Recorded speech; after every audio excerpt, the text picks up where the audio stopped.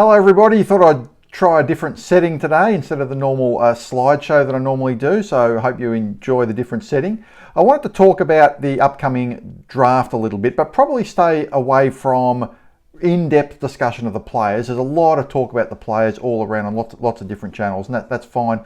I wanted to talk a little bit more about, we will talk about the players a little bit, you can't avoid that, but I wanted to talk about a little bit more about what should Essendon's strategy be in terms of picking the best players as opposed to picking for need. Now, it looks like we're going to have 5 picks in the draft as it stands. We currently have picks 5, 6, 21, 27 and 30. Now that could change. We could have 4 picks if we trade up a couple of picks for a higher pick. There have been some suggestions that we've talked to West Coast, that we've talked to Richmond about potentially moving up the draft order. I reckon, look, if I was West Coast, I'd keep the first 2 picks if I was them. So that may happen, it may not. We'll see. That's something for a bit of a later date. But that could determine whether we have 5 picks or whether we have 4 picks. There's also things going on with Hobbs, Lual and Setterfield, whose futures at the moment are unknown, and whether they stay on the list or don't stay on the list could determine how many picks we go into the draft with. All sorts of things going on there. But we'll just go by the assumption that we'll have 5 picks. It may be more, maybe less, but let's just work on the assumption as the draft order as it currently stands and what we should do. So with our first pick, my belief is we should always pick the best available player. I just think that's just the way it should be. That's not a particularly controversial opinion. I think most people would agree with that. The suggestion is, what do we then do with our 2nd, 3rd, 4th and 5th picks? And I was just having a look at the things we need, the things we perhaps don't need. We're pretty much full of key forwards. We have a strong array of players that can play key forwards, both young, middle-aged, caddy, of course. We don't need to go through all of them. We're pretty much reasonably set in that aspect of the field. Same with key defenders. I know that they're often injured, Mackay, Ridley and Reid, but if they're all right, then those 3 are walk-up starts in the team, and then you've got Hayes when he returns from his ACL, and I think he's going to be a quality player for us. So we've got like 4 centre-half back, full-back type players already. And then you've got Cale Girine in there as well, so 5. He was playing there a little bit during the end of this season in the reserves. We could probably do with an extra ruckman. The club said that they're not interested. That's fine. I mean, they know more than me. But I think we could probably do with 1 extra ruckman on the list. Currently we've got 4. We're pretty much okay with inside mids, but I think we could do with outside mids. So I was looking at what we do with the other 4 picks. So if we pick the best available player with the first pick, let's say the best available player, if we have pick 1, if we trade up, that would be Duursma.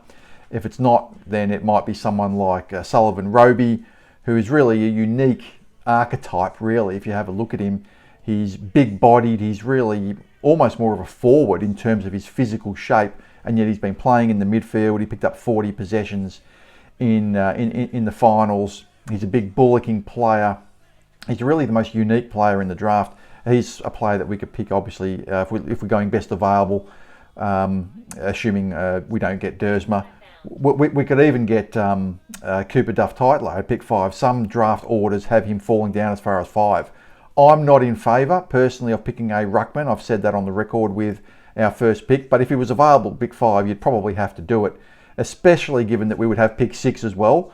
I could understand not wanting to pick a ruckman if you only had 1 pick in the top 10. But if you had a pick 5 and you pick up CDT and then you have another pick directly after it, it kind of would make sense to pick him up because you've got another good player in the top 10 who you'll be picking with the very next pick. So it'll probably be one of those players that we pick up with our first pick, whether we pick 1 or pick 5 or whatever.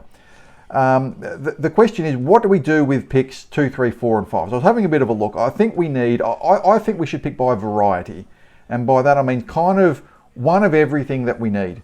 So we don't really need inside mids. And I'll get to inside mids in a minute because I think Swade is more of an inside mid. He's a forward inside mid, but he'll probably be picked up a little bit later in the 20s, depending on if someone bids on him.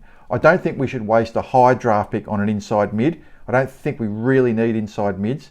The best inside mid is Dyson Sharp, who is a really good player. I don't think he's quite suited to what we need. That's just my personal opinion. If you disagree, let me know in the comments. These things are all opinion in the end. But I think the first thing we need is an outside mid. I think that's the most important thing. We've got a lot of good players, Parrish, Caldwell, all these sort of players in the inside. I know Merritt's more of an outside player, and we've got him, next year, but he might not be in the team for long. He might only be at us for one more year or two at max. So I think we need to look at outside mids. I've said Grill, I think, is the most exciting player in the draft. I think he's got the most upside. His athletic metrics are really, really high. He's quick, he's dynamic, and he's a game changer. And that's what I like personally. So I'd like to get someone like him, if you look at an outside mid, as our first requirement. The other requirement is a small forward. We don't really need tall forwards, as we know. I mean, we've got an abundance of tall forwards.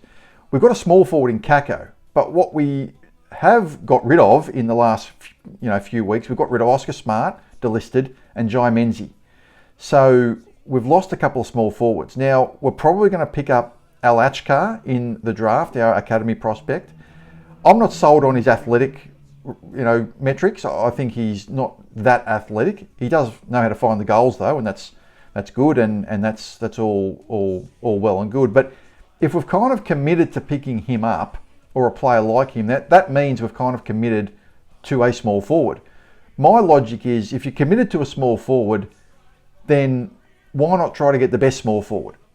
And there's only one really good small forward in the top 15, and that's Doveston. And he's a little bit like, for those who are wondering, he's a little bit like Nick Watson. He's quick, his athletic metrics are really, really good, and he's easily the best small forward in the draft. Most of the other players in the top 15, top 20 who are forwards tend to be mid forwards or hybrid forwards or tall forwards, or he's the only one that's just a pure small forward. So I think we should try to get a small forward. That's probably going to be Al Achkar. He's probably going to be the one we get as a small forward, and that's fine. But Doveston, I mean, if you're going to get a small forward and we're locked into it, then try to get the best one. I think that's a reasonable thing to say, and he's clearly a better player than Al Achkar. And I've seen some draft boards that have him as low as 17. I don't think he'll fall that low, but it's possible. And I mean, if he can fall to 17, could he fall to the low 20s? Someone like Doveston, probably not. Probably not. I reckon he probably goes in the top 15. But we've got picks 5, 6, 21, 27. Can we trade up picks 21 and 27 and get a higher pick? So I think a small forward is the next requirement, and I just like the idea of Kako and another small forward down there causing havoc. We've got enough tall players, but you can't lose Menzie and Smart and not add another small forward into the mix. And I think in addition to adding an outside mid, I think the next requirement of the 4 remaining picks after the first pick, which would be best available player, would be a small forward. The next need is a defender. Not necessarily a tall defender, it could be any type of defender, but I think we need a defender. Remember, when you're picking these players for the draft, it's not necessarily for next year, you're also picking them for years down the track. So the defenders that stand out, you've got Xavier Taylor, who's like a key position type player, who's really reliable, maybe someone like a Jacob Wiedering, he's a bit like, he's just, you can imagine him locking down a key defensive post for 10 years. You've got Josh Lindsay, who is the best kick in the draft, who's sort of like a halfback flanker midfielder type, who I rate quite highly as a kick. I'm not sold on his upside though, because he's not necessarily one of the best athletes in the draft. He's going to be a reliable player for a long time. But the one that a lot of people aren't mentioning who's a defender is Oscar Taylor, who's like a smaller defender. He's the best athlete out of all the defenders. If you look at his draft combine results, his agility and speed and that sort of thing are off the chart. He's only small. He's a smaller defender. But I think we've got tall defenders. So I think someone like Oscar Taylor or Josh Lindsay, I'd actually lean towards Oscar Taylor. A bit of a controversial opinion, but that's what we're here for, to have these kind of discussions. I'd probably lean more towards him as a defender. And the last pick, pick 5, is a general, I would say an inside midfielder, even though we don't really need an inside midfielder. And I say that because we're probably going to pick Swade with that pick. And obviously, as an 18-year-old, he's probably not going to play a lot of football next year. And he's also capable of playing forward. So I think that kind of position, maybe with one of the later picks, depending on when someone bids for him, I think that's the best time to use an inside midfielder. I don't think to use a pick on an inside midfielder. I don't want to waste the pick on an inside midfielder with a top 5 pick, like on someone like a Dyson Sharp. I don't think we need that. If we're going to use an inside mid, I'd rather it be one of the later picks when someone bids on an academy player. So they're the 5 needs I think we should use for the draft. I think we need best available for the first pick, an outside mid. I'd personally like Grill, but whatever, you guys might think differently. A small forward, right? Preferably Doveston, but if not, our academy pick, Al Achkar. A defender. I'm not necessarily fussed on whether it's a small defender or a tall defender. I take the best available defender, whether it be Lindsay or Xavier Taylor or Oscar Taylor.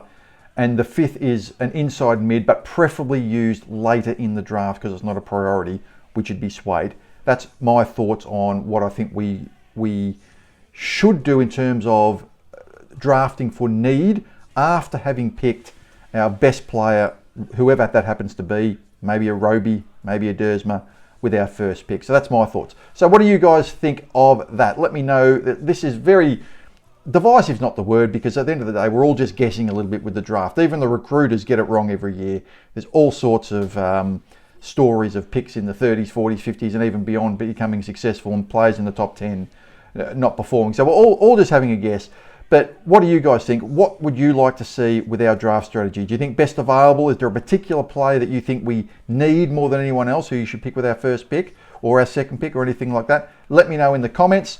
Please like and subscribe to this channel if you like this content. Have a great day, and as always, go Bombers!